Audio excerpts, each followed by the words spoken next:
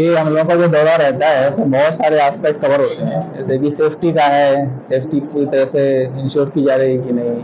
Mobility होना चाहिए, गाड़ी ठीक टाइम पे चलना चाहिए, यात्रियों को सुविधाएं कैसे मिल रही हैं, स्टेशन का कैसे विकास हुआ, इस पर आजकल काफ़ी जोर चल रहा है, हमारा स्टाफ को पानी मिल रहा है कि नहीं, ठीक से रहने की सुविधा है कि नहीं, ये बहुत सारी चीज़ें होती हैं जो हम लोग देखते हैं। सर डेवलपमेंट को लेकर जिस तरह से नक्शा प्रस्तुत किया है तो कितना समय लगेगा अगर भवानी मंडी को रेलवे स्टेशन नया रूप देने में? ये सब जितने इस तरह के स्टेशन को डेवलप किया जा रहा है करीब करीब इसी साल वो कंप्लीट हो जाएंगे। इसके लिए क्या क्या सरकार की जो अतिक्रमण है उनको भी सर वेरिफिकेशन किया जाएगा?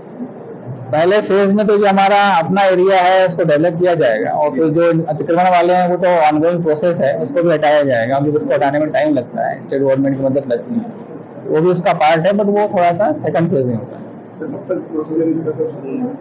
ये तो प्रोसीजर शुरू हो चुका है। हाँ, वर्क का प्रपोजल है, हर स्टेशन की अलग अलग कास्टिंग है, बहुत सारे स्टेशन लिए गए हैं, कहीं किसी डिवीजन में 15 स्टेशन है, कहीं 16 स्टेशन है, हर डिवीजन का डिपेंडिंग अपॉन कितना वहाँ फुटफॉल है, कितने यात्री आते हैं, कितनी अर्निंग होती है, कितना उसका इम्पोर्टेंस है, कितना रिलीजियस इम्पोर्टेंस है, कितना टूरिज्म का वहाँ पोटेंशियल है, उसके हिसाब से उसको डेवलप किया जा रहा है। श्री मालीपुरा वासियों को काफी परेशानियों का सामना करना पड़ता है, निकलने के दौरान एक ओवर ब्रिज की भी इस समय से मांग है, जो मांग है अंडर ब्रिज की, वो अभी तक पूरी नहीं हुआ है। ठीक है, उसको दिखा लिया जाएगा जहाँ भी मांग है, अगर